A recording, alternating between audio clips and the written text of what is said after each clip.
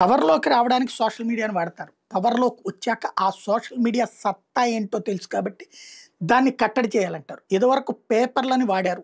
ఆ పేపర్‌లని వాడుకున్నాక చివరికి ఆ పేపర్‌లని కట్టడి చేశారు. చివరికి పేపర్‌ల యాజమాన్యాన్ని బానిసలుగా మార్చుకునే రాజకీయ పార్టీలు.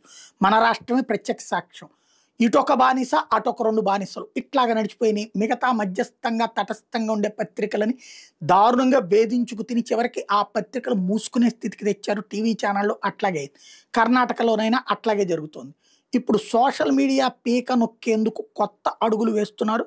ఏదైనా గనక కర్ణాటకకి సంబంధించి హేట్ స్పీచ్ బిల్ అట.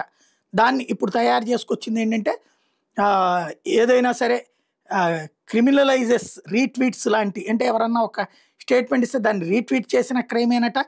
ఎమోషనల్ హార్మ్ క్లాజ్ అనేది ఒకటి పెట్టారు. మత ఉద్రిక్తతలు రెచ్చగొట్టడం లాంటిది. వీళ్ళు ఏమైనా మాట్లాడొచ్చు. అది ముస్లింల మీద పెట్టరు, క్రైస్తవుల మీద పెట్టరు. ఒక్క హిందువుల మీద మాత్రమే పెడుతుంటారు.